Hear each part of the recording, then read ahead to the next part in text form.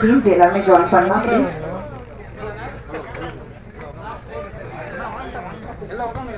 தம்பி உட்காரு.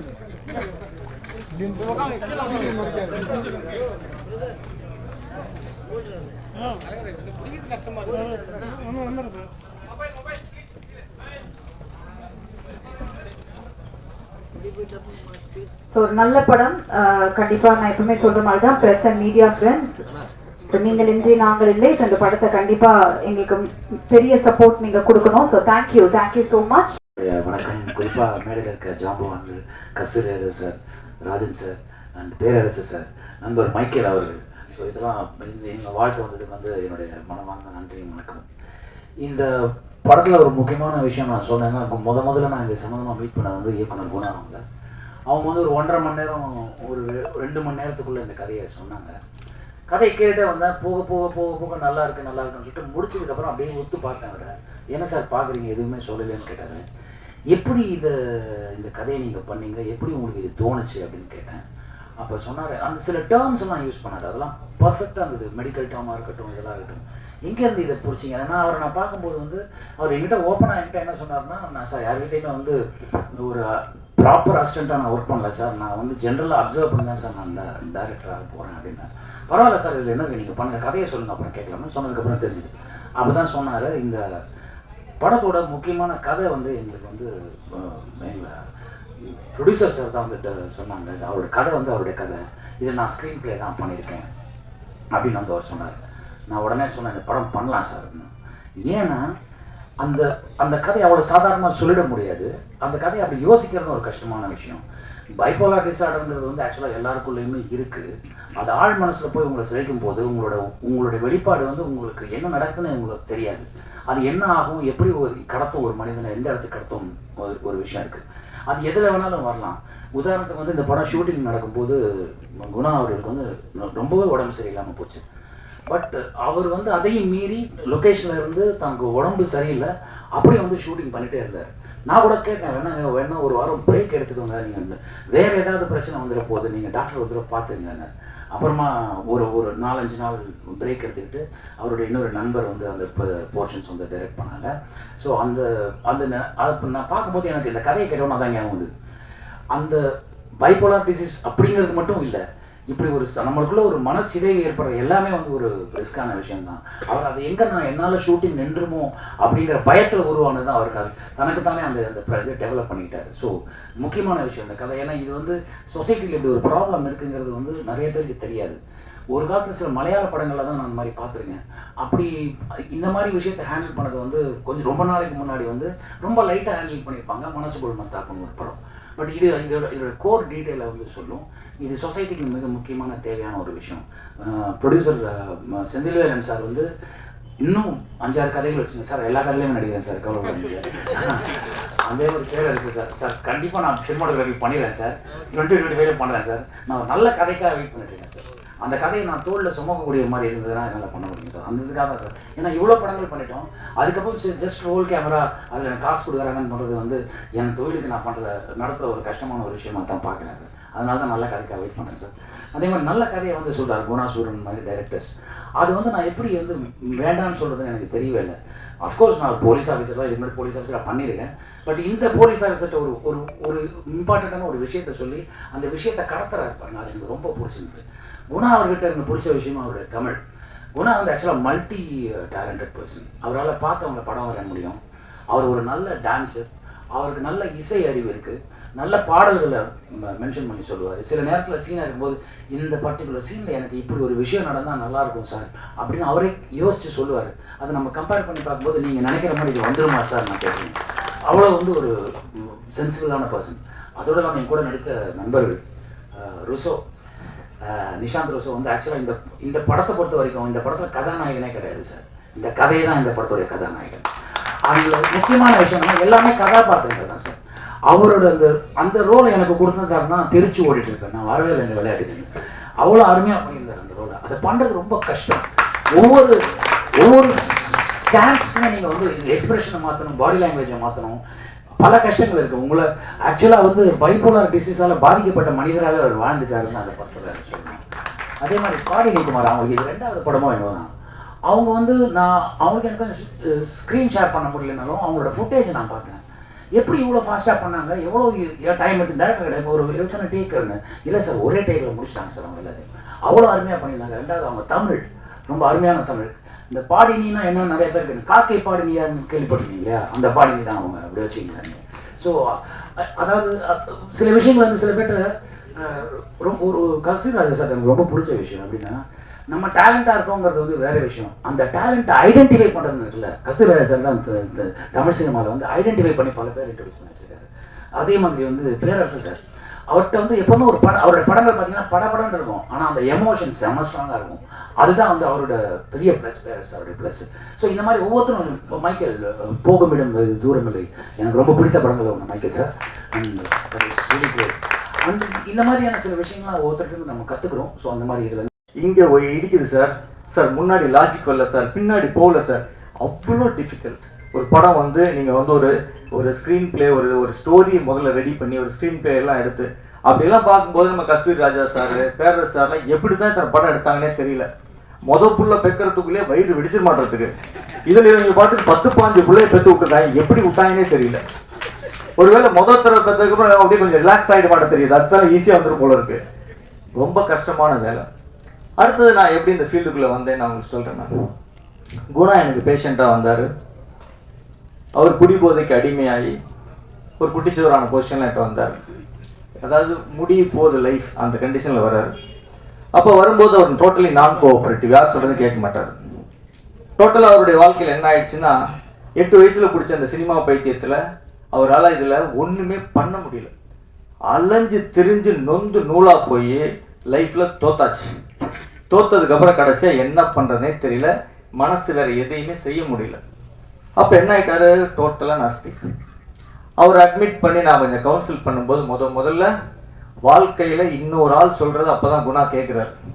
அப்போ சொன்னார், உங்களுக்கு ஏதோ ஒரு பவர் இருக்குது சார், இது வரைக்கும் நான் வாழ்க்கையில் யார் சொல்லியும் கேட்டதில்லை, ஆனால் நீங்கள் சொல்கிறத நான் கேட்குறேன், என்கிட்ட ஒரு மாற்றம் வருது, இதை நீங்கள் இந்த சின்ன இடத்துல உட்காந்து செய்கிறீங்க, இதை வெளியில் கொண்டு வரணும் சார் அப்படின்னு சொல்லி என்னை ரொம்ப ஃபோர்ஸ் பண்ணி 2015 குடிபோதைக்கு அடிமையானவங்களுக்காக ஒரு 12 மணி நேரம் ஒரு சிடி நாங்கள் கவுன்சிலிங் சிடி வெளியிட்டோம், விடியலை தேடி அப்படின்னு சொல்லி.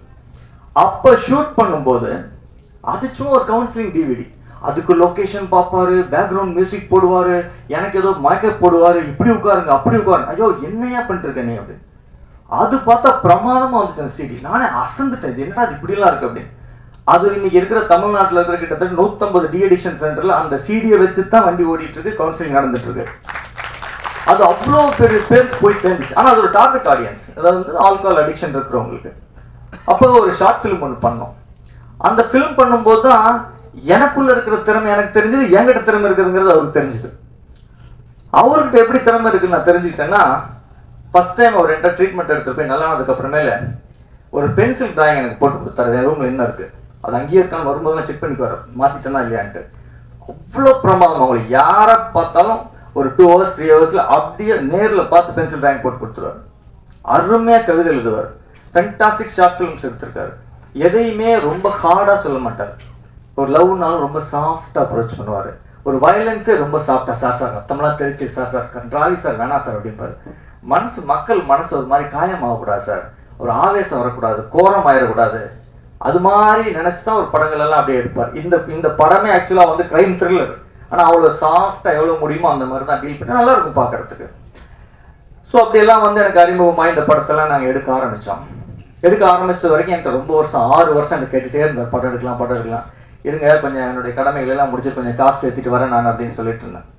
அது வரைக்கும் கெஞ்சி கேட்டுட்டு இருந்தார். படமெல்லாம் எடுக்கிறதுக்கு 2 நாளைக்கு முன்னாடி பீதி ஆகிட்டார். அது வரைக்கும் பார்த்தா இப்போ ஒரு பொம்பளை பிள்ளையை தொலைவிட்டு நம்ம செட் ஆகுமான்னு தொலைவிட்டு அது சரி ஓகேன்னு சொல்கிற காலத்தில் இதை வச்சு பிழைக்க முடியுமா நம்மளால அப்படின்னு பீதி வர்ற மாதிரி, ஐயோ டாக்டர் வேற சரின்னுட்டாரே, இவருக்கு காசை நம்மளால காப்பாற்றி கொடுக்க முடியுமா, வெட்ட நான் ஆடுறாரு. தாந்தனிமலை கோயிலுக்கு போனால் தட்டெடுத்து கீழே விட்டுவார் போல இருக்கு. நான் கூப்பிட்டு சொன்னேன், நான் எந்த காலத்துலையும் என் காசை நீ ஏமாத்திட்ட, என் காசை ஒழிச்சிட்டேன்னு நான் சொல்ல மாட்டேன், நான் கேரண்டி கொடுத்துறேன். இந்த கோயில் வச்சு சொல்கிறேன், நீ நினைச்சேன் ஒரு பைசா வரலனாலும் நான் உன்னை ஏன் கேட்க உன் மேல நம்பிக்கை வச்சு இந்த விஷயத்த நான் செய்கிறேன். இது நடக்கலைன்னா நமக்கு அதிர்ஷ்டம் இல்லைன்னு அர்த்தம். நம்ம இதுக்கு உண்டான உழைப்பை 100% போடுவோம். எவ்வளவு நல்லபடியாக எடுக்க முடியுமோ எடுப்போம். அலெக்சாண்டர்ல ஆரம்பிச்சு தோக்காதவனே உலகத்துல கிடையாது. எவனுக்குமே வெற்றி எப்பவுமே இருந்துகிட்டே இருக்காது. ஸோ வெற்றியும் தோல்வியும் வீரனுக்காக நம்ம என்ன செய்ய முடியும்? கடமையே செய்வோம், அவ்வளவுதான் சொல்லி. எப்படிப்பட்ட ஆளுங்க என்னோட டைரக்டர் அப்படின்னு கேட்டா, எனக்கு ஒரு பைசா செலவு வைக்கக்கூடாதுன்னு நினைப்பேன். ஒரு லைட் எக்ஸ்ட்ராவா கொண்டு வந்துட்டாங்கன்னா அல்லறிட்டு ஓடுவார். அந்த லைட் எதுக்கு வந்துச்சு, அதுக்கு எவ்வளவு 150 ரூபாய் 250 ரூபாய், அது வேண்டாம். நீங்களாம் சொன்னா அப்படியே உங்களுக்கு எல்லாம் அதிர்ச்சி ஆயிடுவீங்க. இந்த 1.5 வருஷமா இந்த வேலை நடக்குது. மெட்ராஸ்ல அவர் இருக்கிறாரு. 1.5 வருஷமாவும் வெறும் இட்லியும் தயிர் சோறு தான் திங்கிறாரு. எனக்கு செலவு வைக்கக்கூடாதுன்னு என்ன சொன்னாலும் கேட்கவே மாட்டார். எல்லாம் உங்களுக்கு ஷாக்கா இருக்கும். வெறும் இட்லிங்க, காலையில் இட்லி சாயந்தரம் இட்லி, காலையில் இட்லி சாயந்தரம். நானே நொந்து போயிட்டேன். கேட்கவே மாட்டார். தயிர் சோறு அவ்வளவுதான். ப்ரொடியூசருக்கு செலவு வைக்கூடாது, செலவு வைக்கூடாது, செலவு வைக்கூடாது. நடுவுல நட்டி சாரை வந்து டைரக்ட் பண்ணணும்னு அவருக்கு கொள்ள ஆசை. என்கிட்ட கேட்டார், முடியுமா சார், பேசி பாருங்க, எப்படியாவது ஏற்பாடு பண்ணிடலாம். அவர் வந்துட்டார். அவர் வந்ததுக்கு அப்புறமேல இவரால் அந்த சந்தோஷம் தாங்க முடியல. பட்ட நாயி வைத்தாலே போய் இவரால் நட்டியை டைரக்ட் பண்ண முடியலைங்க. டைரக்ட் பண்ண முடியல. வைத்தாலையா போயிங்க 2 மாசம் வைத்தால. அதுக்கு நடுவில் நட்டி சாருக்கு வந்து தனியா வந்து நாங்கள் வந்து இன்னொரு டைரக்டர் போட்டு, ஒரு ஸ்டெப்னி ஒரு டைரக்டர் போட்டு 5 நாள் ஷூட் பண்ணோம். அதுக்கப்புறம் நான் இந்த வைத்தாலையெல்லாம் இருக்குன்னு சொல்லி அந்த ட்ரீட் பண்ண என்னோட கேஸ்ட்ரோன்டாலஜிஸ்ட் ஃப்ரெண்டுக்கு உட்காந்துருக்காரு. அவர்கிட்ட கூட்டிட்டு கொண்டு போய் காமிச்சு, டைஃபாய்டு ஃபீவர் முக்கியமான சீன் எடுக்கணும், அதை அருமையா எடுக்கணும்னு அவ்வளோ பிளான் பண்ணி வச்சிருக்காரு. நட்டுங்குது, ஃபீவர், வைத்தால. நீங்களாம் சொன்னா ஆச்சரியமாயிடுவீங்க. பாத்ரூம் பக்கத்திலேயே படுத்துக்கிட்டு 3 நாள் ஷூட் பண்ணேன். அவ்வளவு கஷ்டம். கடைசியா நான் சொல்லிட்டேன், நிறுத்த ஷூட்டிங்க, இவா ஹாஸ்பிட்டல். என் ஹாஸ்பிட்டலில் வச்சு 10 நாள் ட்ரீட்மெண்ட் கொடுத்து வேற என்னென்னமோ ப்ராப்ளம் இருக்குன்னு பார்த்தா எதுவுமே இல்லை. எல்லாத்தையும் செட்ரேட் பண்ணிட்டு கடைசியில் அது பயம்தான் குணா அப்படின்னு சொல்லிட்டு திரும்ப வைத்தியம் பண்ணி சரி பண்ணி திருப்பி கொண்டாந்து. ஸோ அந்த அளவுக்கு இவரெல்லாம் எப்படின்னு கேட்டீங்கன்னா சினிமாவுக்காகவே சாவுவாருங்க. அவ்வளோதாங்க.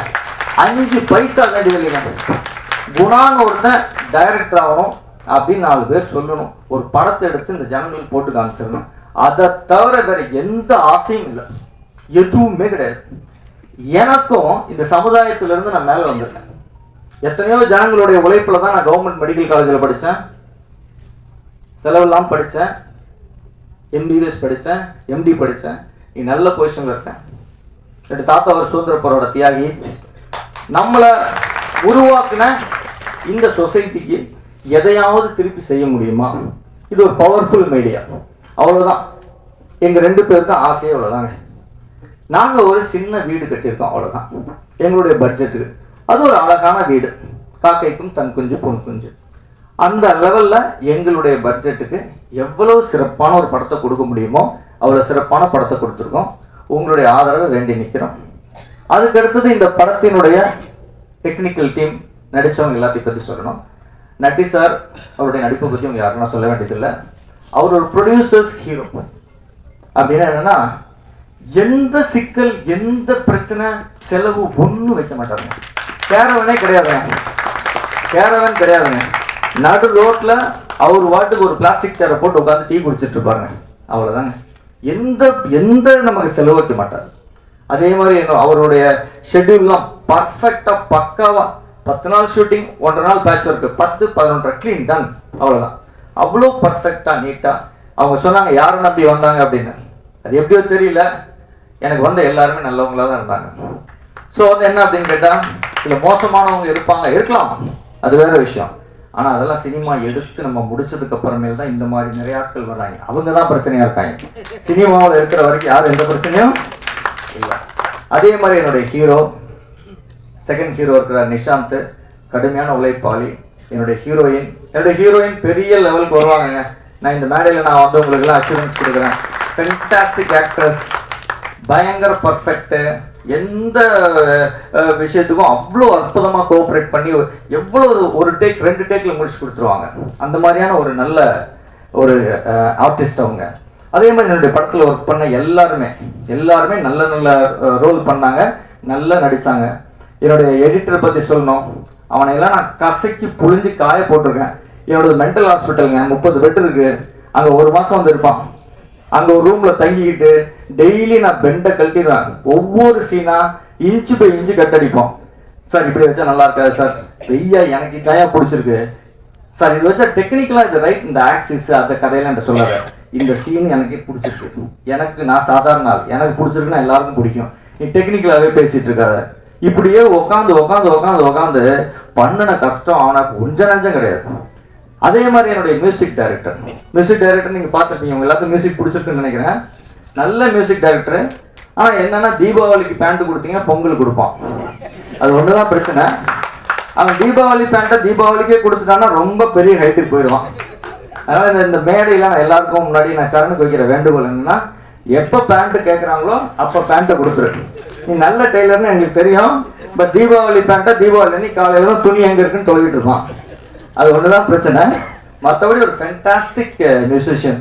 அவர் வந்து எப்படின்னு கேட்டிங்கன்னா, நான் இப்போ கம்பேர் பண்ணுறது உங்களுக்கு ஒரு அதிகமாக கூட தெரியலாம், ஒரு எம்எஸ்வியோட கம்பேர் பண்ணலாம். எம்எஸ்வி பட்டத்துராணி பாட்டு பார்த்து கேட்டிருப்பீங்க. 96 இன்ஸ்ட்ருமெண்ட் யூஸ் பண்ணியிருப்பார்.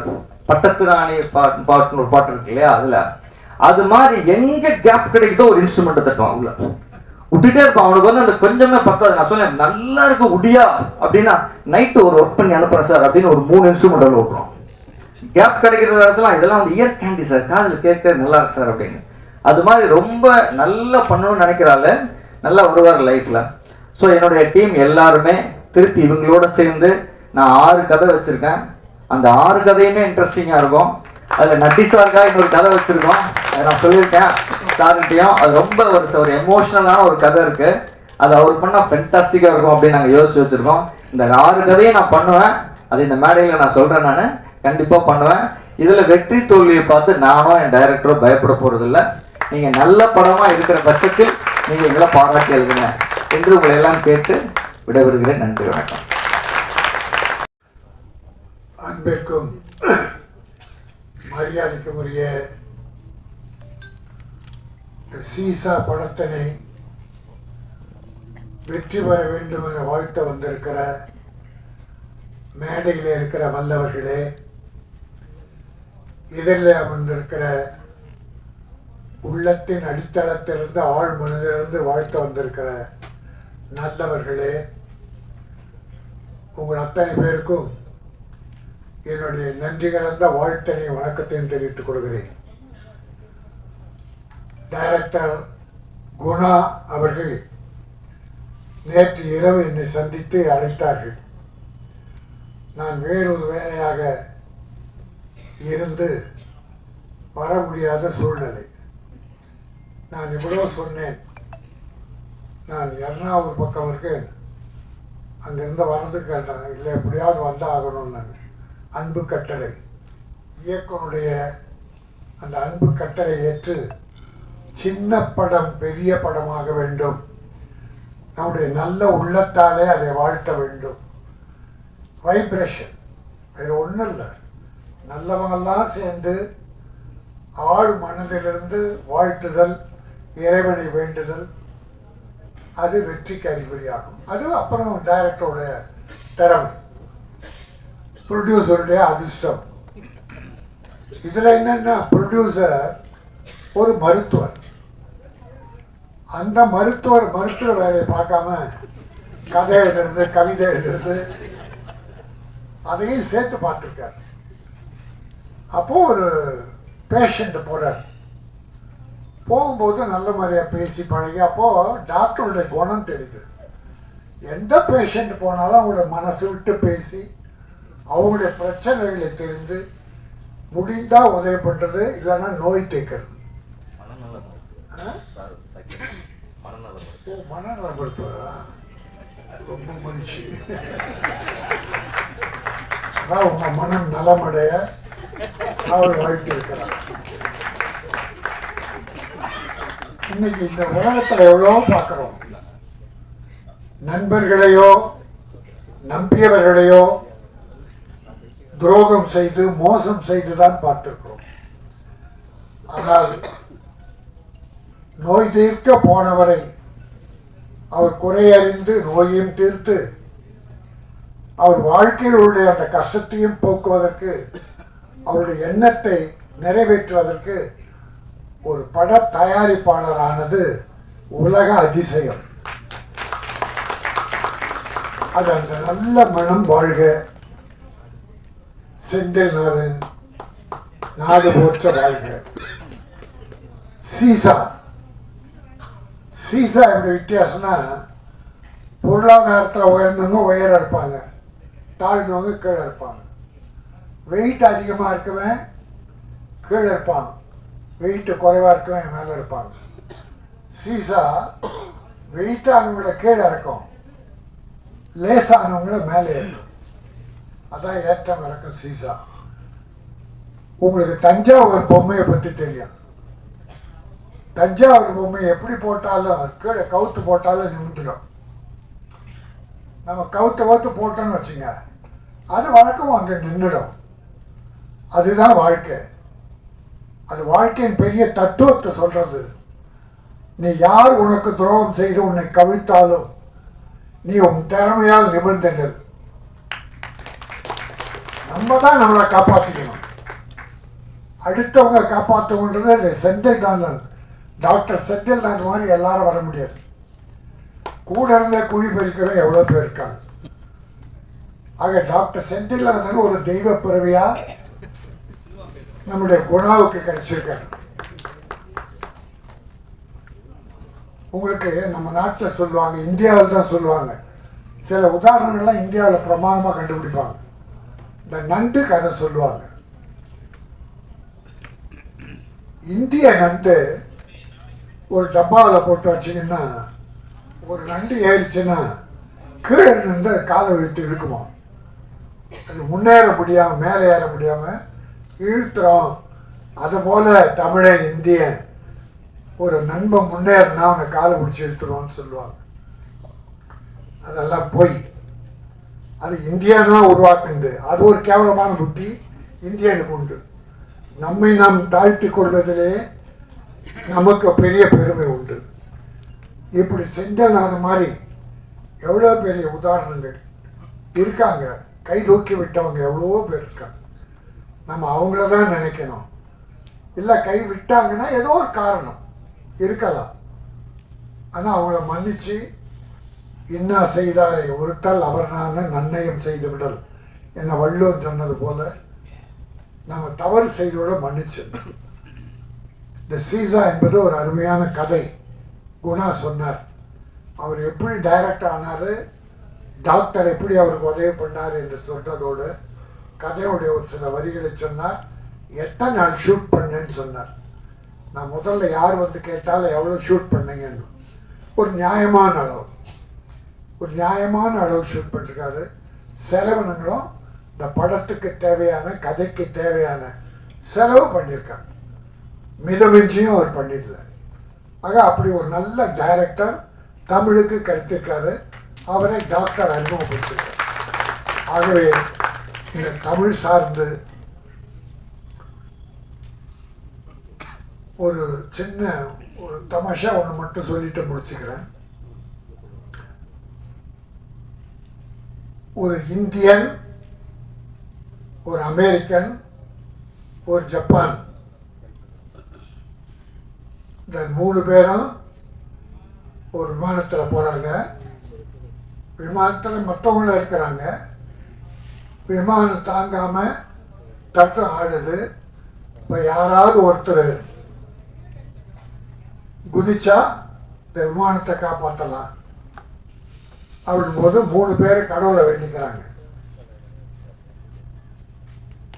கடவுளே, என் இந்தியாவை காப்பாற்று. அமெரிக்கன், என் அமெரிக்காவை காப்பாற்று. ஜப்பான்காரன், ஜப்பானை காப்பாற்றுன்னு கடவுளை வேண்டிக்கிறான்.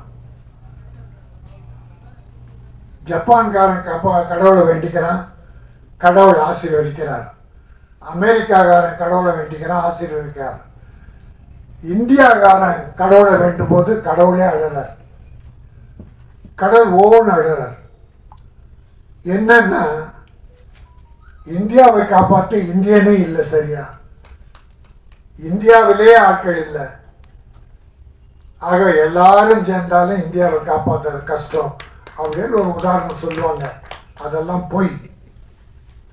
அப்படிப்பட்ட உதாரணங்களை சூது மனம் படைத்தவர்கள், குறைபாடு மனம் படைத்தவர்கள் தான் சொல்லுவாங்க. எல்லாருமே பாசிட்டிவ், மிக பாசிட்டிவா நான் வளரணும், நீ வளரணும், நாடு வளரணும், எல்லாரும் வளரணும் என்கிற எண்ணம் யாருக்கெல்லாம் இருக்கிறதோ அவர்கள் மனம் தூய்மையாக இருக்கும். நம்முடைய விவேகானந்தர் ஒரு உதாரணம் சொல்வார். மனிதனை, உன் மனம் குப்பை தொட்டி அல்ல, அந்த குப்பை தொட்டியாக நினைத்து நீ கண்டதை உள்ளே போட்டுக் கொள்ளாதே. பொய், அழுக்காது, துரோகம், பிறரை வாழ வைக்க, பிறரை அழிக்க வேண்டும் என்ற எண்ணம் போன்ற குப்பைகளை உன் மனதில் போட்டுக் கொள்ளாதே. மனம் ஒரு தங்க பீரோ. அந்த பீரோவில் என்ன வைப்போம்? தொடப்பு கட்டை, செருப்பு, இதெல்லாம் யாருன்னா ஒரு பீரோவில் வைப்பாங்களா? அதை தூக்கி வெளியே போடுவாங்க. ஆனால் உன் மனம் ஒரு தங்க பீரோ.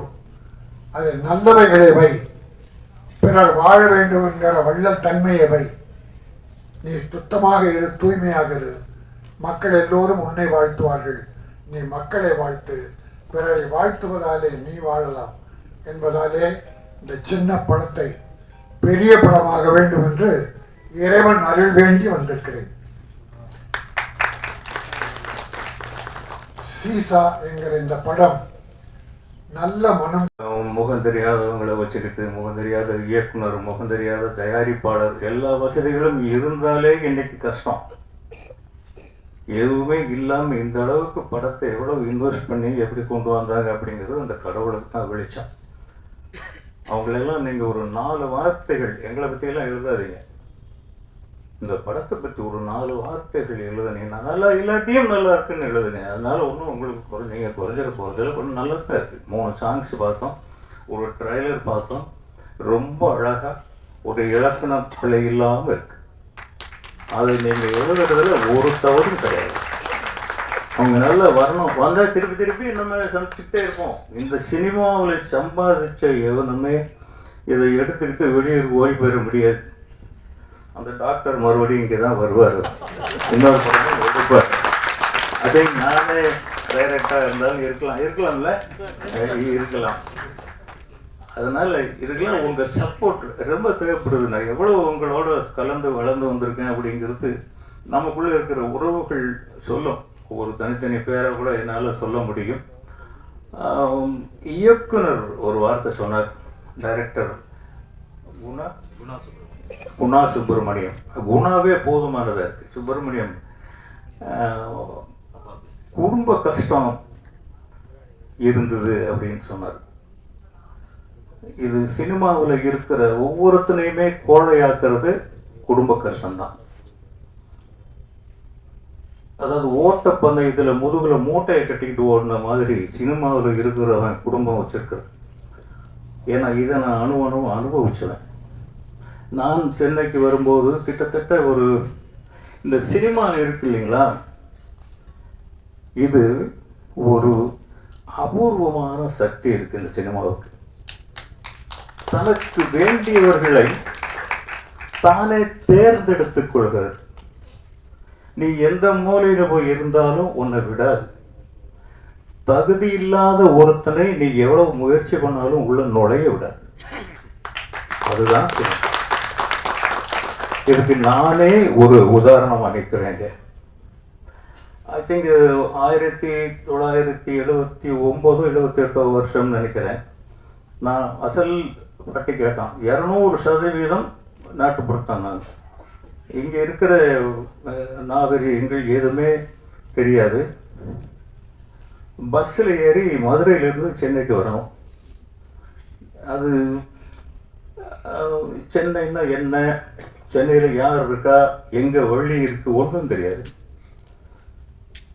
வந்து பார்த்தா திடீர்னு போட பார்த்தாக்கா சென்னை சென்னை சென்னைன்னு போர்டு கடையுடைய போர்டு இருக்குது சென்னை தான் தெரியும், அதுக்கு பக்கத்தில் இருந்ததை பார்க்கல, சென்னை வந்துருச்சே அப்படின்னு சட்டுன்னு இறங்கிட்டேன் அவசரமாக. இந்த பஸ் போயிடுச்சு. அந்த கையில் இருந்த விலாசத்தை கொண்டு போய் ஒருத்தர்கிட்ட காமிச்சேன். ஐயா இந்த விலாசம் எங்கே இருக்குது? அவர் என்ன அப்படி ஒரு மாதிரியாக பார்த்தார், லூஸை பார்க்குற மாதிரி சிரிச்சார். புச்சா? என்னடா புச்சாங்கிற, எந்த ஒரு புச்சா? ஊருக்கு புதுசான்னு கேட்குறாரு. ஆமாங்க. அட பாவி, நீ போகிறது இன்னும் 20 கிலோமீட்டர் இருக்குது. நான் போக வேண்டியது வண்ணாரப்பேட்டை. நான் இறங்குனது தாம்பரத்தில். கையில் இருக்கிறது ஒரே ₹1 நாணயம் தான் இருக்கு. வேறு வழியில் அங்கேருந்து பஸ்ஸில் ஏறினா பஸ்ஸுக்கு வண்ணாரப்பேட்டைக்கு 80 பைசாங்கிறான்.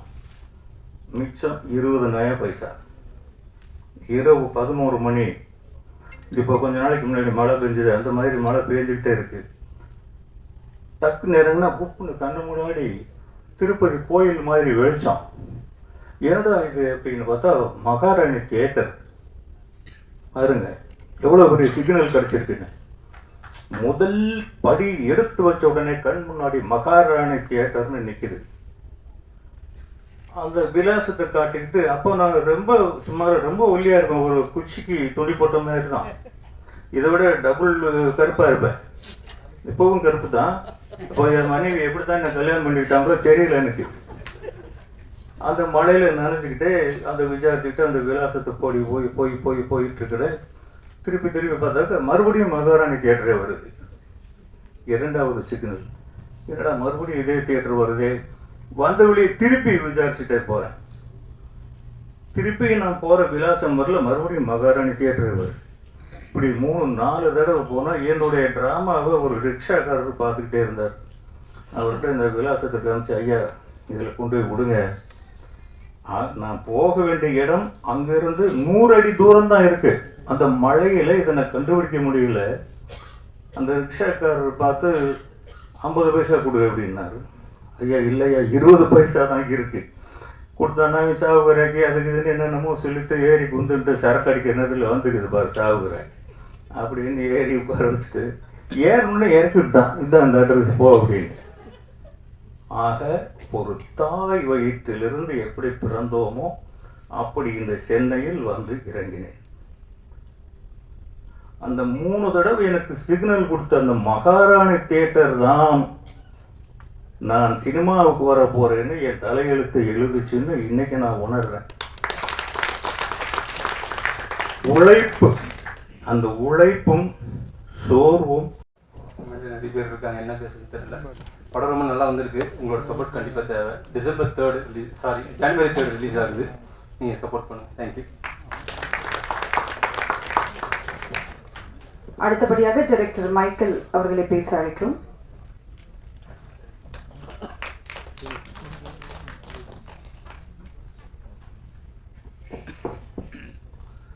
அனைவருக்கும் வணக்கம். ஆக்சுவலாக மைக்கேல்னால் இங்கே யாருக்கும் பெருசாக தெரியாதுன்னு நினைக்கிறேன். போகும் இடம் வெகு தூரம் இல்லைன்னு ஒரு படம், அது நான் டைரக்ட் பண்ணேன்.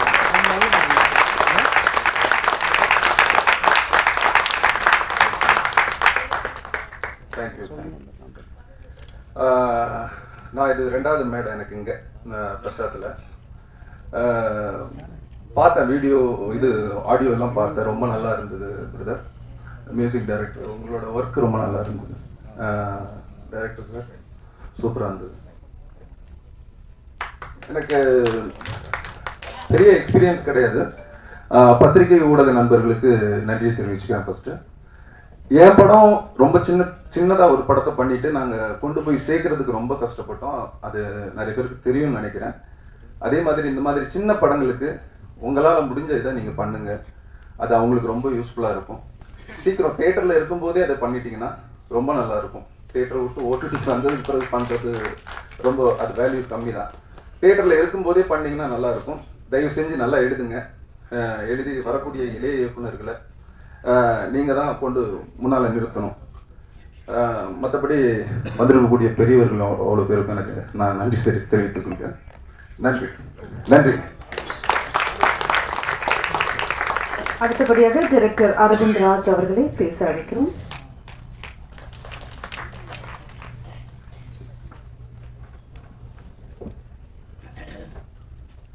இந்த இனிய விழாவிலே கலந்து கொள்ளக்கூடிய இந்த நல்ல வாய்ப்பினை வழங்கிய நல்ல உள்ளங்களுக்கு முதற்கண் நன்றி கலந்த வணக்கங்களை தெரிவித்துக் கொள்கிறேன். ஒரு சீசா வந்து ஒரு அற்புதமான படம். நம்ம இயக்குனர் குணா வந்து எனக்கு ஒரு சகோதரர் மாதிரி, தம்பி மாதிரி. நீங்கள் தான் இந்த ரோலை பண்ணணும்னு சொல்லி ஒரு அற்புதமான ரோலும் கொடுத்துருக்காரு. ஒரு மாறுபட்ட ஒரு இந்த கதை அம்சம் வந்து ரொம்ப அற்புதமான கதை அம்சம். அது தயாரிப்பாளரோட கதை. அவங்க வந்து நேரில் சந்தித்த ஒரு நிகழ்ச்சி.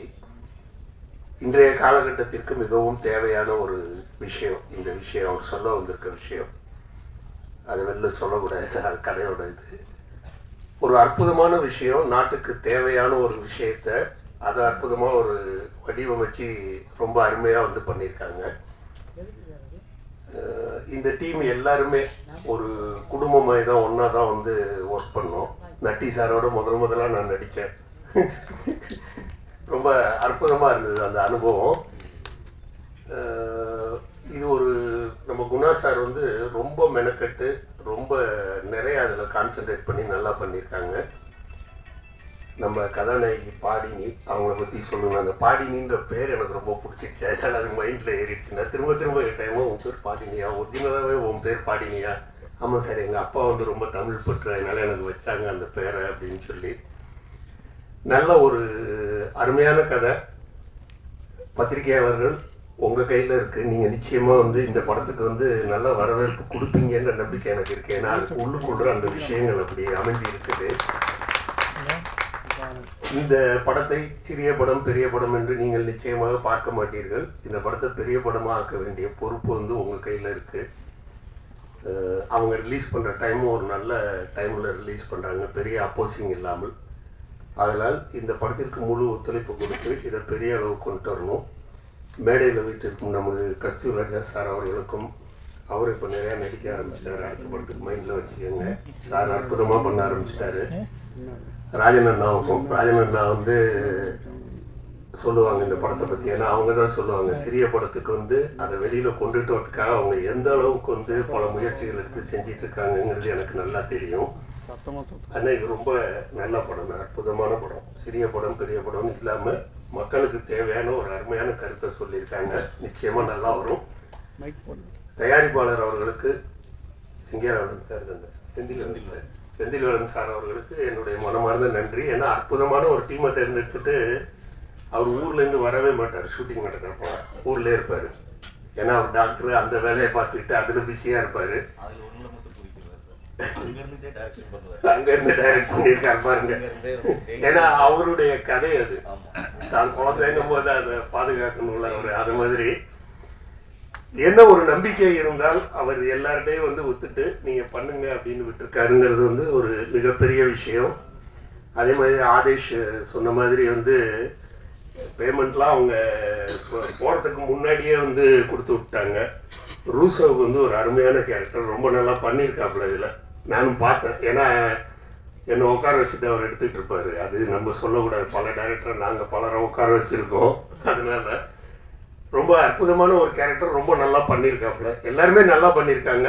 படம் நிச்சயமாக பெரிய படமாக வரும். அதுக்கு உங்களுடைய பத்திரிகை நண்பர்களும் ஊடக நண்பர்களும் ஒரு நல்ல ஆதரவை கொடுத்து படத்தை வெற்றி பெற செய்ய வேண்டும் என்று மீண்டும் ஒரு முறை கேட்டுக்கொண்டு இந்த விழாவிலே கலந்து கொள்ளக்கூடிய இந்த நல்ல வாய்ப்பை வழங்கிய தம்பி குணா அவர்களுக்கு மீண்டும் எனது நன்றியை தெரிவித்துக் கொண்டு விடைபெறுகிறேன். நன்றி, வணக்கம். அடுத்தபடியாக PRO விஜய முரளி அவர்களை பேச அழைக்கிறோம். அடுத்தபடியாக டைரக்டர் பேரரசு அவர்களை பேச அழைக்கிறோம்.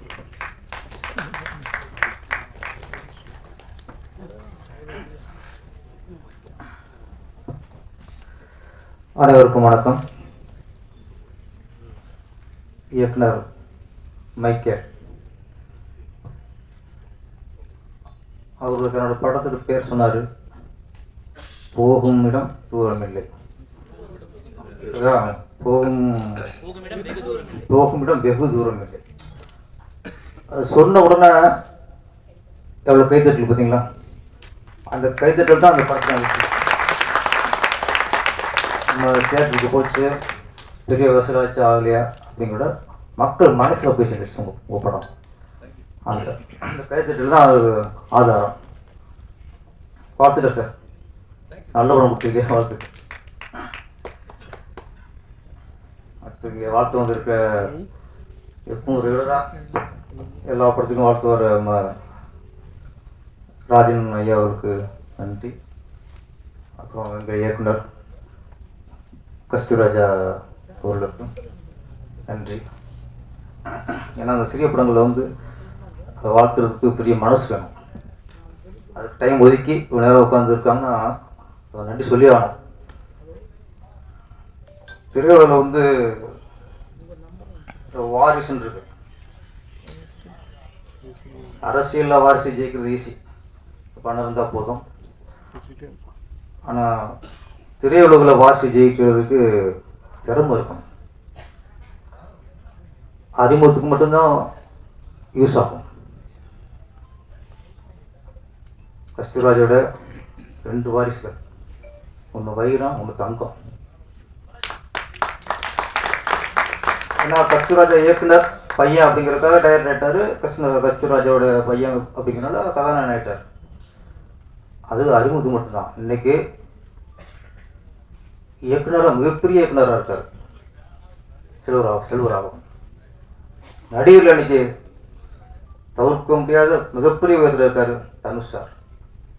இந்த வெற்றிக்கு காரணம் திறமை திறமை திறமை திறமை. அடுத்து இன்னொன்று, திறமை இருந்தால் மட்டும் பத்தாது, வெறி வேணும். ஜெயிக்கணுங்கிற வெறி, ஜெயிச்சுட்டே இருக்குங்கிற வெறி வேணும். ஒரு படம் 2 படத்துக்கு அப்புறம் நம்ம அப்பாவை மறந்துடணும். நம்ம ஜெயிக்கணும், நம்ம பெரிய இடத்துக்கு போகணுங்கிற அவங்களுக்கு அந்த வெறி இருந்தால் தான் இவ்வளோ ஒரு இடத்துக்கு வர முடியும். ஆனால் சினிமாவில் வாரிசுகள் ஜெயிக்கணுங்கிறது சாதாரண விஷயம் இல்லை. அந்த சாதாரண உடைச்சி தான் இன்றைக்கி தனுஷ் சாருக்கும் செல்வராகவன் சாருக்கும். அப்படி 2 பேரை கொடுத்த கஸ்தூராஜருக்கு நன்றி.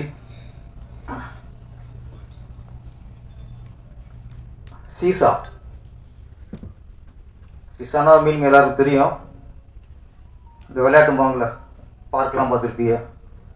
இந்த பக்கம் குழந்தை, அந்த பக்கம் குழந்தை இருக்கும். ஏற்று இறக்கு விளையாட்டு. விளையாட்டுலேயே சிறந்த விளையாட்டு சீசா. ஏன்னா மற்ற விளையாட்டுலாம் வெற்றி அடைவது ஓகே, ஒருத்தவங்க தோக்குறத நம்ம விரும்புவோம், ரசிக்க மாட்டோம், விரும்புவோம்.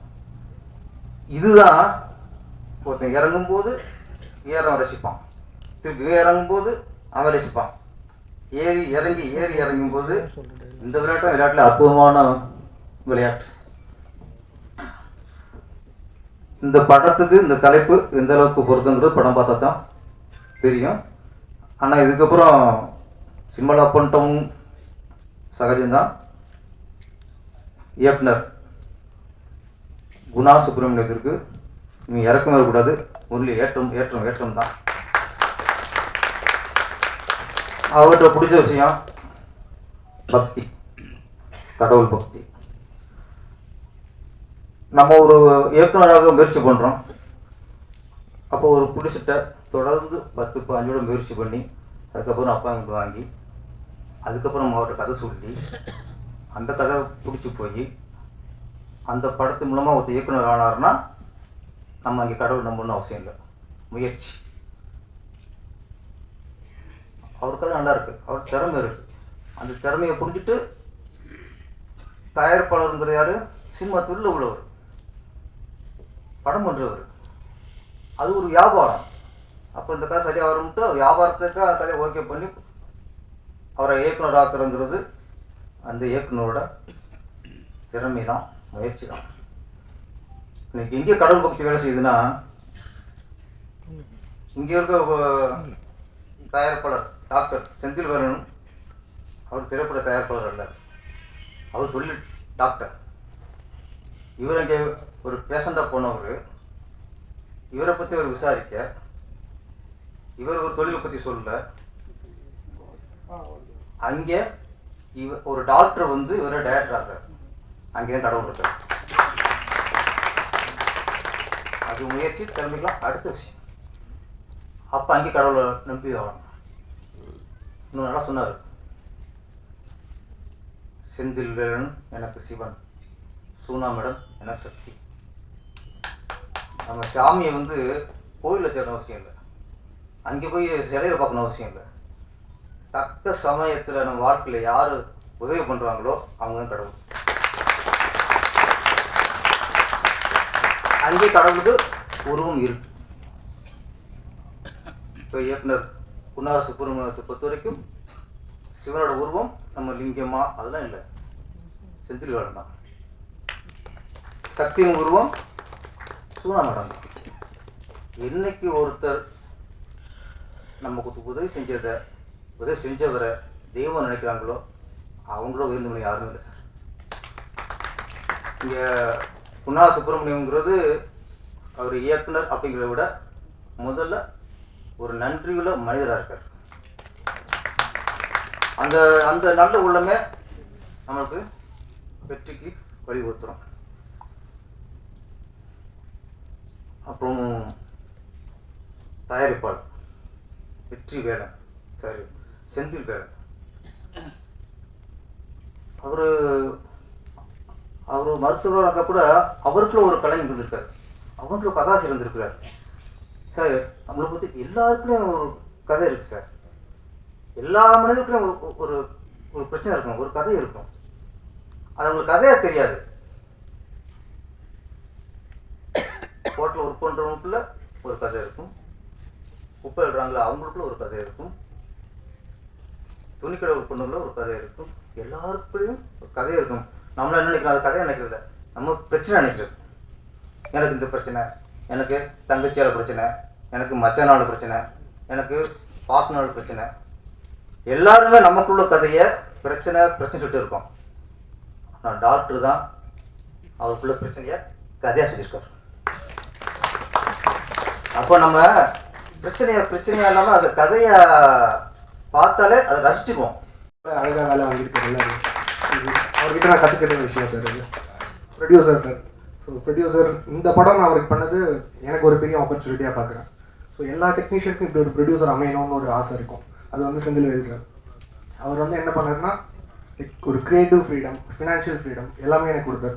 ஒரு உதாரணம் சொல்லணும்னா சாங்ஸ் பண்ணும்போது சார் இந்த சாங்க்கு இந்த சிங்கர் போகலாம் அப்படின்னு சொல்லுவேன். அப்படியா என்ன பாட்டு பாடியிருக்காங்க அவங்க அப்படின்னு ஒன்று, சரி இதெல்லாம் பாடியிருக்காங்க, ஓகே நம்ம பாட்டுக்கு நல்லா இருக்குமா, ஓகே அப்போ போயிட்டு. ஸோ அந்த மாதிரி நான் எனக்கு எல்லாமே பண்ணி கொடுத்தாரு அவர். தேங்க்யூ சார், ரொம்ப சந்தோஷம். அண்ட் நீங்கள் கேட்ட 3 பாடல்கள் எல்லாமே அவர் எழுதின லிரிக்ஸ் அது. ஸோ ஒரு ப்ரொடியூசர், லிரிசிஸ்ட், ஆக்டர், எடிட்டர் வில்சி, அவரும் பேக்ரவுண்ட் ஸ்கோர் அப்போ நிறைய பயணம் இருந்தது, நல்ல அனுபவங்கள். சவுண்ட் வந்து அஸ்வத் ஒரு டிஃப்ரெண்ட்டாக இருக்கும் இந்த படத்தில், கண்டிப்பாக பார்க்கலாம். அண்ட் ட்ரெண்ட் மியூசிக், இந்த சாங்ஸ் வந்து கொண்டு வந்த Jitesh brother, Raja Ramurthy sir, Usha ma'am, thank you. இந்த சாங்ஸ் நல்லபடியாக நீங்கள் வெளில எடுத்துகிட்டு வந்திருக்கீங்க, மக்கள்கிட்ட கொண்டு வந்திருக்கீங்க, தேங்க்யூ. That's it, thank you. படம் தேட்டரில் பாருங்கள், சப்போர்ட் பண்ணுங்கள். Thank you so much. அடுத்தபடியாக ஆக்டர் நிஷாந்த் ரூஷோ அவர்களை பேச வைக்கிறோம்.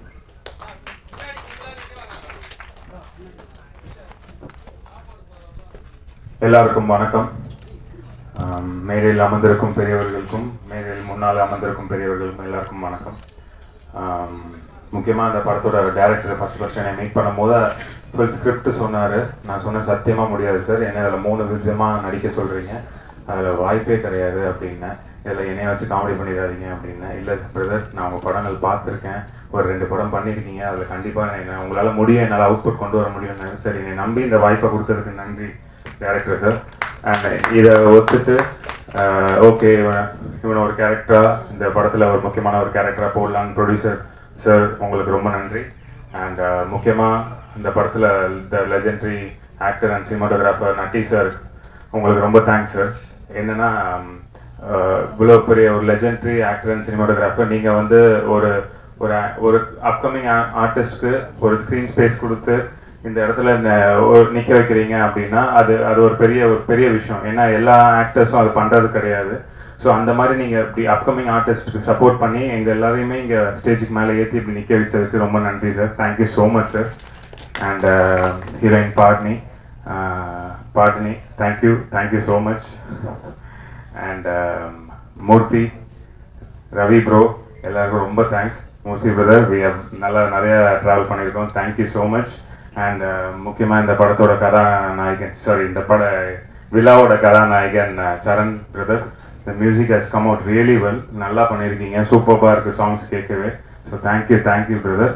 And thank you all. நீங்கள் எல்லாருமே என்னோட படம் பண்றதுக்கு நன்றி சொல்லி, பருந்தாவது ஊர்க்குருவி இந்த ப்ரெஸ் மீடியா சப்போர்ட் பண்ண மாதிரி இந்த படத்துக்கும் கண்டிப்பாக நீங்கள் சப்போர்ட் பண்ணுவீங்கன்னு நம்புகிறேன். ஸோ உங்களோட ஆதரவில் நாங்கள் இந்த படத்தை January 3rd ரிலீஸ் பண்ணுறோம். உங்களோட சப்போர்ட்டில் தான் இந்த படம் ரிலீஸ் ஆகுது. ஸோ நீங்கள் எல்லாருமே படத்தை பார்த்து நல்லபடியாக எழுதுங்க. Thank you so.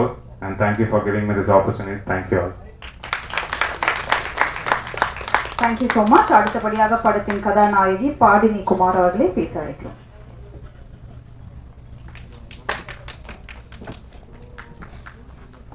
வணக்கம். முதல்ல எங்களுக்காக பத்திரிகையாளர்கள் இந்த ஸ்டேஜில் இருக்க எல்லா மகான்கள் அவங்களுக்கும் ரொம்ப நன்றி சொல்லிக்கிறேன். எங்களுக்காக இவ்வளோ நேரம் டைம் ஸ்பெண்ட் பண்ணி வந்திருக்க எல்லாருக்குமே ரொம்ப நன்றி. ஃபர்ஸ்ட் ஆஃப் ஆல், இந்த படத்தோட கதையை குணா சார் எக்ஸ்பிளைன் பண்ணப்போ நான் ஒரு சேரில் நார்மலாக தான் உட்காந்துட்டு இருந்தேன். போக அந்த சேரோட நுனியில் கேட்க ஆரம்பிச்சிட்டேன். சார் நெக்ஸ்ட் என்ன அந்த மாதிரி ஒரு எதிர்பார்ப்போடு போச்சு அந்த கதை. அதே மாதிரி தான் எங்கள் படத்துலையுமே நீங்கள் நெக்ஸ்ட் என்ன எக்ஸ்பெக்ட் பண்ணுற அளவுக்கு தான் எங்களோட ஃபிலிமும் இருக்கும். ஒரு சஸ்பென்ஸ் த்ரில்லர் மூவி எடுக்கிறது அவ்வளோ ஈஸி கிடையாது, ரொம்ப கஷ்டமான விஷயம். அந்த ஆடியன்ஸை ஒரு த்ரில்லிங்காக கொண்டு போகிறது. கண்டிப்பாக அவங்க எல்லாரையுமே ஒரு த்ரில்லிங்காகவே கடைசி வரைக்கும் என்ன நடக்க போகுதுன்னு எக்ஸ்பெக்டேஷனோட இந்த படம் அந்த கதை இருக்கும்னு நான் தெரிவிக்கிறேன். கண்டிப்பாக நீங்கள் எல்லாருமே பார்த்துட்டு சப்போர்ட் பண்ணுங்கள். Guna sir first of all என்னை பார்க்குறப்போ ஒரு டவுட், பண்ணிடுவியாமா அப்படின்னு சொல்லி. பட் ஆனால் அவர் எனக்கு நம்பி இந்த வாய்ப்பை கொடுத்ததுக்கு ரொம்ப நன்றி சார். அண்ட் ப்ரொடியூசர் சார், இந்த பொண்ணை போடலாமா, ஓகே போடலாம் பண்ணிடுவாங்க அப்படின்ற ஒரு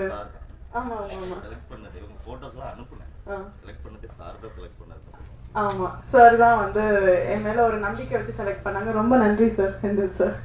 ஸோ அண்ட் நட்டி சார் உங்கள் கூட எனக்கு ஸ்க்ரீன் ஸ்பேஸ் இல்லை, அதுக்கு நான் ரொம்ப வருத்தப்படுறேன். பட் ஆனால் கண்டிப்பாக ஃப்யூச்சரில் பண்ணணும்னு ஒரு அபிப்பிராயம் இருக்குது சார். ஸோ இங்கே என் கூட நடிச்சிருக்க ரவி, மற்ற எல்லாருக்குமே என்னோட ஃப்ரெண்டாக பண்ணியிருக்க எல்லாருக்குமே ரொம்ப நன்றி. என்னோட அந்த அளவுக்கு சப்போர்ட்டிவாக பண்ணாங்க. நிஷாந்த் ரசோ, தேங்க்யூ நிஷாந்த். ரொம்ப சப்போர்ட்டிவான ஒரு கோ-ஆக்டர். எனக்கு எது பண்ணாலுமே ரொம்ப ஒரு கோஆர்டினேஷனோட பண்ணணும் அப்படின்னு நினைக்கிற ஒரு கோ-ஆக்டர். தேங்க்யூ நிஷாந்த் அந்த அளவுக்கு. ஸோ கண்டிப்பாக சப்போர்ட் பண்ணுங்கள். உங்கள் எல்லாருக்குமே ஒரு எதிர்பார்ப்பை கொடுக்கக்கூடிய ஒரு படமாக இருக்குன்னு நான் நம்புகிறேன். Thank you. Thank you, sir. Thank you for joining. I would like to call upon Director Arvind Raj, sir, onto the stage, please. I request Director, sir, to do the honor, please.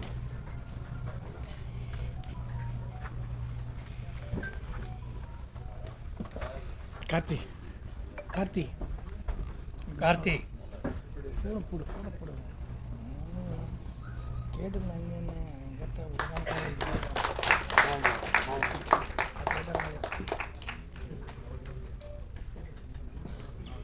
Thank you, sir. Thank you so much. அடுத்தபடியாக I would like to call actor Aadesh Bala அவர்களை பேச அழைக்கிறோம். ஆதேஷ் பாலா அவர்களை பேச அழைக்கிறோம்.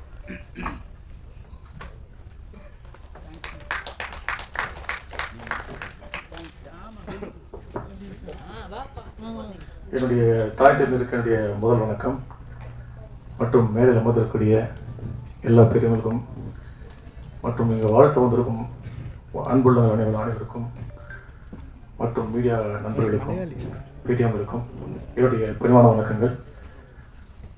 இதில் ஒரு முதல்ல நன்றி சொல்ல வேண்டியது நண்பர் ஆனந்துக்கு நன்றி சொல்லணும். ஸோ முதல்ல என்னென்னா, நான் பொதுவாக போலீஸ் கேரக்டர் பண்ண மாட்டேன்னு சொல்லிவிடுவேன். நான் யார் இருந்தாலும் இது போலீஸ் கேரக்டர்னு சொன்னாலே நான் சார் போலீஸ் கேரக்டர் தான், அது இல்லாமல் வேறு ஏதாவது சின்ன கேரக்டரோட பண்ணிக்கிட்டு நான் அது மாதிரி ஒரு போலீஸ் கேரக்டர் என்ன ஆலோசனை போலீஸ் கேரக்டர் நான் பண்ண மாட்டேன், நான் பண்ணுறதில்ல அப்படின்னு. அதுக்கு ஒரே காரணம் நட்டி சார் தான். இல்லை பண்ண மாட்டேன், பண்ணுறதுக்கு அது எடுத்துகிட்டு வருது. ஏன்னா நட்டி சார் கூட தான் நீ பண்ணுற, த்ரோட்டாக பண்ணுற நல்ல ஒரு ஆள் இருக்கான். அந்த ஒரு காரணத்தான் சார் நான் அந்த படத்துக்கு எடுத்துக்கிட்டேன் நான். ஏன்னா நட்டி சார் உண்மையை நம்ம கூட இன்னும் எத்தனை பண்ணாலும் ஒத்துப்பானு அந்தளவுக்கு நல்ல எக்ஸ்பீரியன்ஸ் கொடுத்தவர் நட்டி சார் எனக்கு. எல்லாருமே சொன்னாங்க நட்டி சாரை பற்றி. நான் கூட இருந்து அவர் கூடவே இருந்து பண்ணேன். ஒரு சேனலோட இட்டு கொடுத்தேன், லவர் மாதிரி இருந்தேன் நட்டி சொல்கிறேன். அந்த மாதிரி நட்டி சார் வந்து எனக்கு அவ்வளோ ஸ்பேஸ் கொடுத்தாரு. நான் அவர் பண்ணும்போது நிறைய இம்ப்ரூவைசேஷன் பண்ணுவார். சில பெரிய நடிகர்கள் பண்ணும்போது நமக்கு கொஞ்சம் பயம் ஒன்று இருக்கும், ஐயோ என்ன சொல்லுவாங்க எது சொல்லுவாங்க. ஆனால் அவர் கூட பண்ணும்போது எதுவுமே எனக்கு இல்லை sir.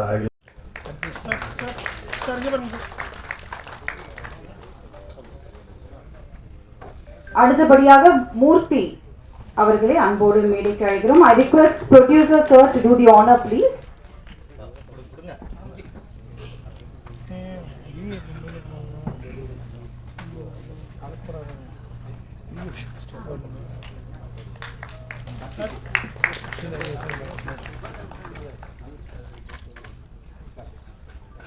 So okay, Rajan sir அன்போடு மேடைக்கு அழைக்கிறோம். Thank you sir, thank you for coming.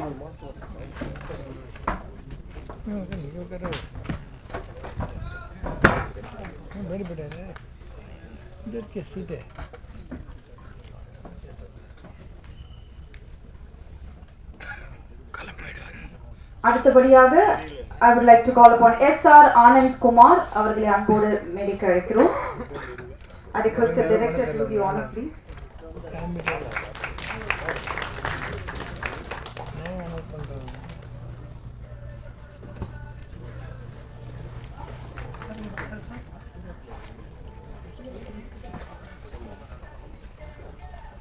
அடுத்தபடியாக RSR ரவி அவர்களை அன்போடு மேடைக்கு அழைக்கிறோம்.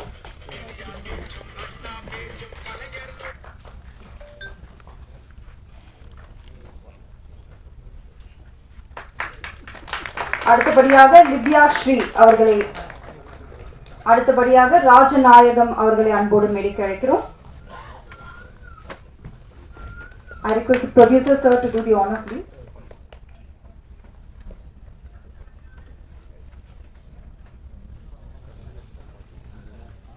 அடுத்தபடியாக editor will C J Sasi, அடுத்தபடியாக editor will C J Sasi அவர்களை அன்போடு அழைக்கிறோம்.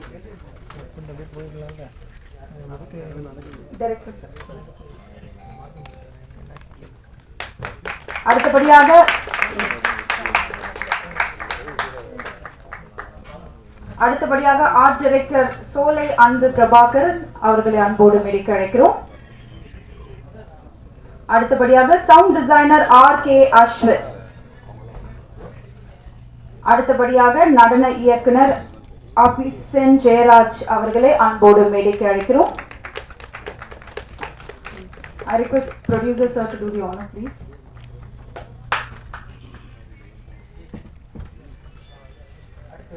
அடுத்தபடியாக ஸ்டண்ட் மாஸ்டர் சங்கர் நாதன் லீ அவர்களை அன்போடு மேடைக்கு அழைக்கிறோம். அடுத்தபடியாக 5.1 மிக்சிங் ஆனந்த் அவர்களை ஸ்டண்ட் மாஸ்டர் சங்கர் நாதன் அவர்களை அன்போடு மேடைக்கு அழைக்கிறோம்.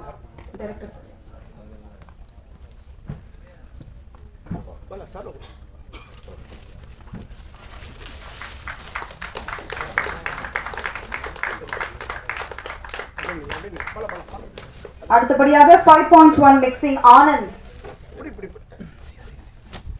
அவர்களை அன்போடு மேடைக்கு அழைக்கிறோம்.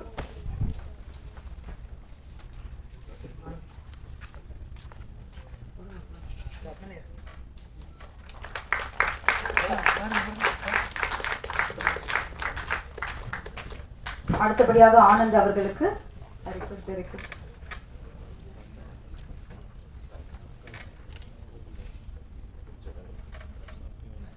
அடுத்தபடியாக எக்ஸிகியூட்டிவ் ப்ரொடியூசர் அக்கரை பாலு அவர்களை அன்போடு மேடைக்கு அழைக்கிறோம்.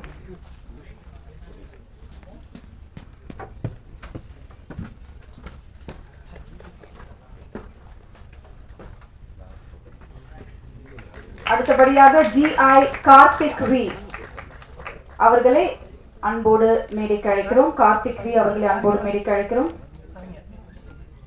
அடுத்தபடியாக மேனேஜர் ராஜன்,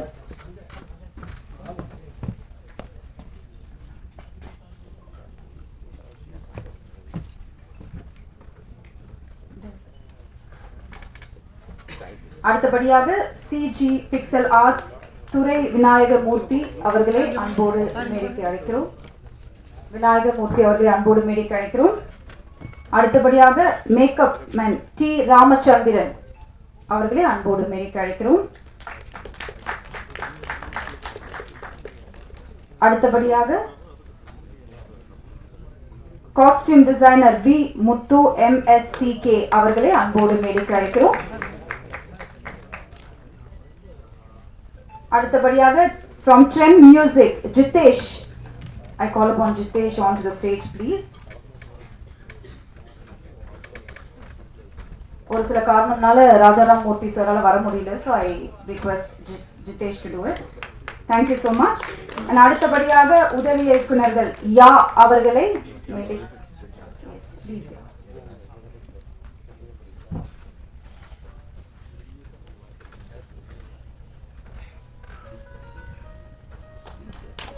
அடுத்தபடியாக சிவா அவர்களை அழைக்கிறோம்.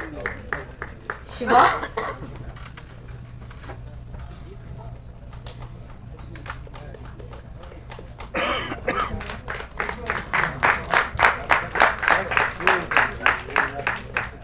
ஓகே, ஸோ இன்னைக்கு வந்து நிறைய ஸ்பெஷல் கெஸ்ட் நம்ம படத்துக்காக வந்திருக்காங்க. ஸோ முதலாவதாக I would like to call upon Director கஸ்தூரி ராஜா அவர்களை. I request Director to do the honor please.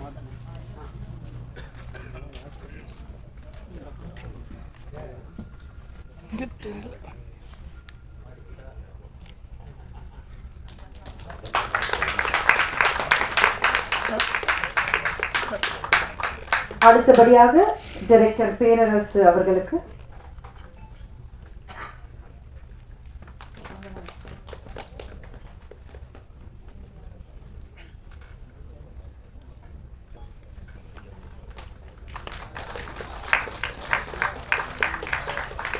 அடுத்தபடியாக நட்டி சார் அவர்களுக்கு. I request producer sir to do the honor please.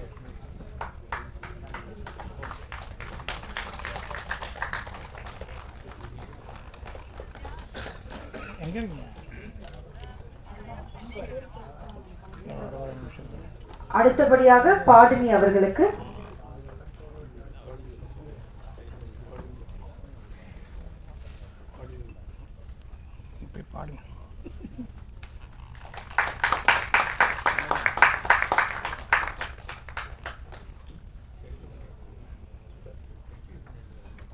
அடுத்தபடியாக நிஷாந்த் ரூஷோ அவர்களுக்கு.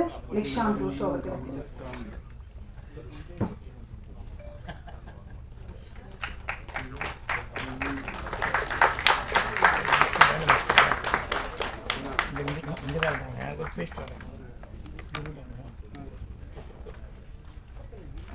அடுத்தபடியாக மியூசிக் டைரக்டர் சரண்குமார் அவர்களுக்கு. அடுத்தபடியாக மியூசிக் டைரக்டர் சரண்குமார் அவர்களுக்கு.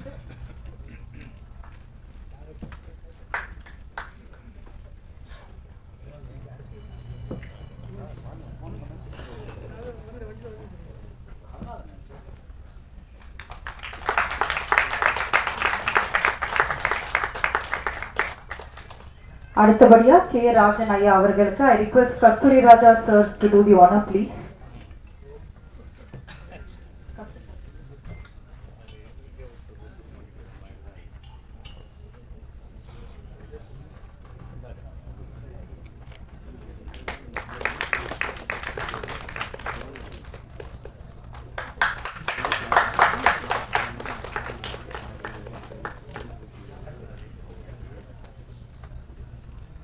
அடுத்தபடியாக டைரக்டர் குணா சுப்ரமணியம் அவர்களுக்கு. I request producer sir to do the honor please.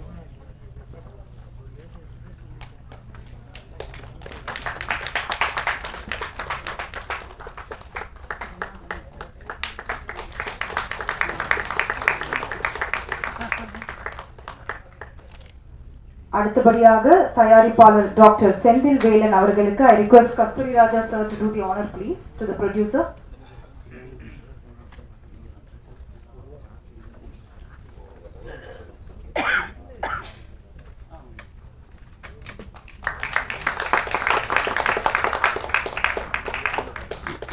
Thank you. அடுத்தபடியாக PRO Karthik. I request Nati sir to do the honor please.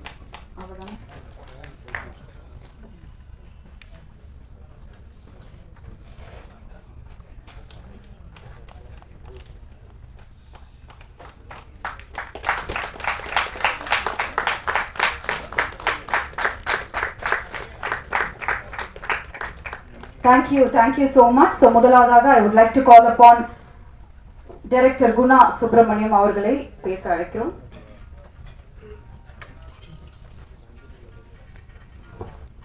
நமஸ்காரம். எதுவுமே ப்ரிப்பேர் ஆகல, இருந்தாலும் எவ்வளவோ ஜாம்பவான்களை, ஸ்டார்களை உங்கள் எழுத்துக்களாலும் உங்களோட வர்ணனைகளாலும் உங்களோட விமர்சனங்களாகவும் உருவாக்கி இருக்கிறீங்க. அப்படிப்பட்ட பத்திரிகையாளர்கள், ஊடக நண்பர்கள், மீடியா உங்கள் எல்லாரும் முன்னாடியும் இந்த இடத்துல நான் நிற்கிறதுக்கே ரொம்ப பெருமைப்படுறேன். என் பெயர் குணா சுப்பிரமணியம். ரொம்ப சந்தோஷமாக இருக்கு. நிறைய நான் இங்கே வந்து வேடிக்கை பார்த்துருக்கேன். அப்பப்போ வந்து அந்த கார்னரில் நிற்பேன். இன்னைக்கு இங்கே நிற்கிறேன். என் முன்னாடி இவ்வளோ பெரிய ஜாம்பவான்கள்லாம் இருக்கும்போது என்னதான் நமக்கு தைரியம் இருந்தாலும் பேசுறதுக்கு கொஞ்சம் நடுக்கமாக தான் இருக்கு. இருந்தாலும் முயற்சி பண்ணுறேன். தவறு இருந்தால் நான் திருத்திக்கிறேன், மன்னிச்சுக்கோங்க.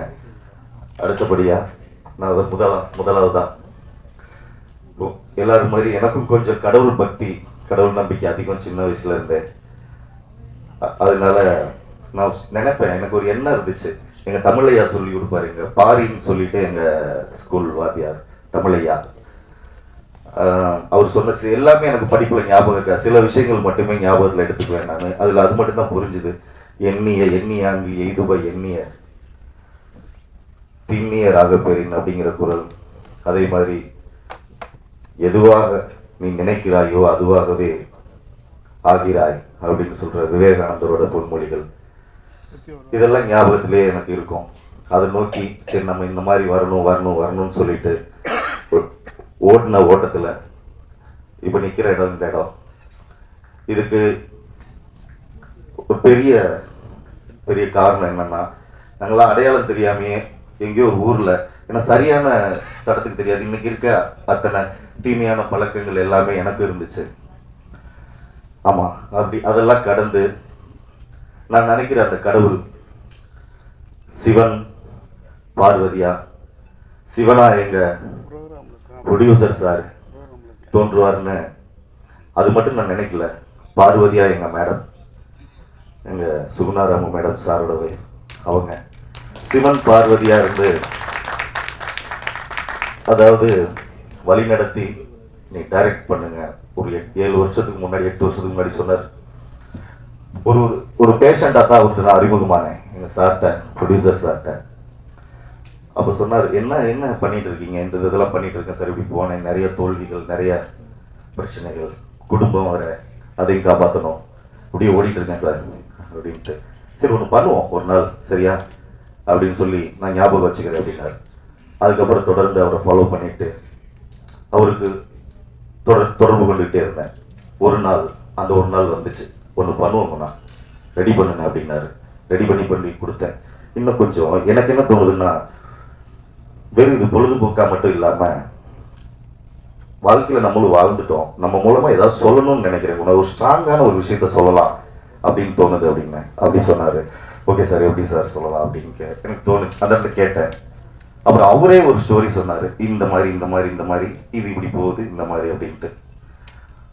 ரொம்ப நல்லா இருந்துச்சு. இன்னைக்கு சமூகத்துக்கு தேவையான ஒரு ஒரு ஒரு தகவல் மெசேஜ் சார். சூப்பராக இருக்குது சார் அப்படின்னேன். இதை ஸ்க்ரீன் பிளே பண்ணுங்க அப்படின்னாரு.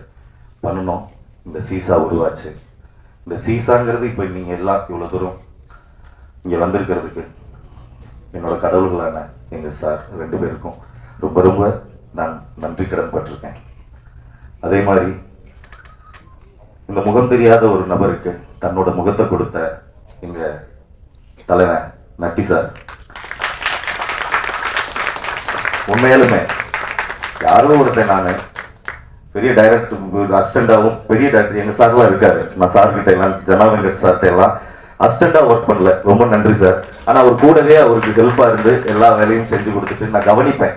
சார் நான் இதை எடுத்துக்கிறேன், அதை செய்கிறேன் அப்படின்னு சொல்லிட்டு எல்லா உரிமையும் கொடுத்து எங்கள் நட்டி சார், அங்கே உட்காந்துருக்காங்க இன்னொரு சார் நவீன் கிருஷ்ணா சார், இவங்ககிட்ட எல்லாம் நான் உரிமையோட அவங்க கூட எல்லாம் நான் வந்து உதவி இயக்குனரா இல்லை, அவங்க கூடவே பயணிச்சுட்டு அவங்கள எல்லாம் அடிக்கடி தொடர்பு கொண்டு அவங்க படத்துல எல்லாம் இழுத்து போட்டு ஏதாவது ஒன்று தூக்கி வைக்கிறது, வேலை பார்க்கறது, என்ன பண்றாங்க சார், லெஃப்ட் சொல்றாங்க, ரைட்டு சொல்றாங்க, அங்க சொல்றாங்க, டாப் ஆங்கிள் சொல்றாங்க, லோ ஆங்கிள் சொல்றாங்க, இது எல்லாத்தையும் பார்த்துட்டு கவனிப்பேன். ஆனா அவங்க அந்த உரிமை எனக்கு கொடுத்தாங்க. ஒரு அசன் டைரக்டர் அடி கொடுக்கணவா அப்படின்னு ரொம்ப ரெஸ்பெக்டா என்ன எல்லாம் கொடுத்தாங்க. அதே மாதிரி மிருகம் சாமி சார் இவங்களாம் நான் உதவி இயக்குனராக இந்த படத்துலேயும் ஒர்க் பண்ணல, எல்லா படத்துலையும் நடிக்கிறதுக்கு தான் போனேன். ஆனால் நடிக்க போகிறதுல அது ஒரு காரணமாக வச்சுக்குவேன். நான் போயிட்டு அங்கே நல்லா கவனிக்கணும் அப்படிங்கிறத, அது அப்படி வந்தவன். இப்படி யாரோ ஒருத்தனுக்கு ஏன் நம்ம செய்யணும் அப்படிங்கிற எண்ணம் இல்லாமல் ரொம்ப ஐயோ எப்படி சொல்கிறது, அதாவது ஒவ்வொருத்தவங்களும் வாழ்க்கையில் நிறையா சொல்லுவாங்க, மோசமான மனிதர்கள் இந்த உலகத்தில் ரொம்ப ஜாக்கிரதையாக இருக்கணும் அப்படி இப்படிலாம் பேசுவாங்க. நான் வேகமாக பேசிடுறேங்க, இது சொல்ல வேண்டிய கடமை இருந்தாலும் சொல்லிட்டு இருக்கேன். மோசமான மனிதர்கள் நிறைய இருக்காங்க, கவனமாக இருக்கணும்ட்டு. ஆனால் தேடுனா தங்கமும் வைரமும் முத்தும் கிடைக்கும் அப்படிங்கிறதுல நான் தேடி கண்டுபிடிச்ச என்னோட தங்கம் வைரம் முத்து எல்லாமே இங்கே உட்காந்துருக்கேன். என்னோட வைரம் என்னோட நட்டி சார். அப்பா அவரை பார்க்கும்போது எங்கள் ஸ்கூலில் வந்து KS வாத்தியார்னு ஒருத்தர் இருப்பார். அவருக்கு பார்த்தாலே பயமாக இருக்கும், அவர் நடந்தாலே பயம், பார்த்தாலே பயம், நாங்களாம் நடுங்குவோம் அவர் வந்தாலே, அந்த அளவுக்கு இருக்கும்.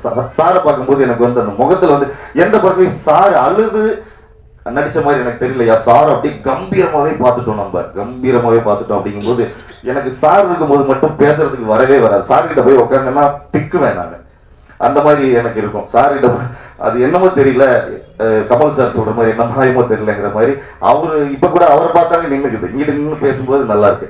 உண்மையாலுமே சொல்றேன், ஒரு மனிதனை மிக்க மனிதர், சாதாரண ஒரு பையன், இவனுக்கு ஏன் செய்யணும், பணம் அவருக்கு நிறைய அவருக்கு கொடுக்குறாங்க. பெரிய பெரிய படங்கள்ல எல்லாம் வாய்ப்பு இருக்கு, பெரிய பெரிய படங்கள்ல எல்லாம் அவரை வந்து நல்ல ரெஸ்பெக்ட் பண்ணி நல்ல பொசிஷன்ல வச்சு பாதுகாப்பா கேரவன்ல வச்சு பார்த்துக்குவாங்க. அந்த அளவுக்கு அவருக்கு வந்து இன்னைக்கு வந்து மார்க்கெட் இருக்கு. அப்படி ஒரு மனுஷன் பண்றப்பா, அவனுக்காக பண்றேன். டைரக்டர்னு என்ன முதல் கூப்பிட்டாரு. ஐயோ எனக்கு தூக்கி வாரி போட்டுருச்சு. டைரக்டர் என்னடா இது அப்படின்ட்டு எனக்கு அப்படியே என்னமோ பறப்பாங்க. இந்த சினிமாவில் நம்ம சிஜியில சங்கர் சார் காமிக்கிற மாதிரி பறக்க ஆரம்பிச்சிருச்சு. டைரக்டரே அப்படின்னாரு. எப்பா இன்னமும் என் காதுல வந்து அது மொத்தா தாட்டி என்ன டைரக்டர்னு கூப்பிட்ட, டைரக்டரே அப்படின்னு கூப்பிட்ட ஒரு நபர் என்னால சொல்ல வார்த்தைகள் இல்லை. அந்த அளவுக்கு எனக்கு இப்ப கூட எனக்கு என்னன்னாக்க என்னென்னமோ பண்ணுது நெஞ்சுக்குள்ள இங்க நிற்கும் போதே. அந்த அளவுக்கு நான் நட்டி சாரோட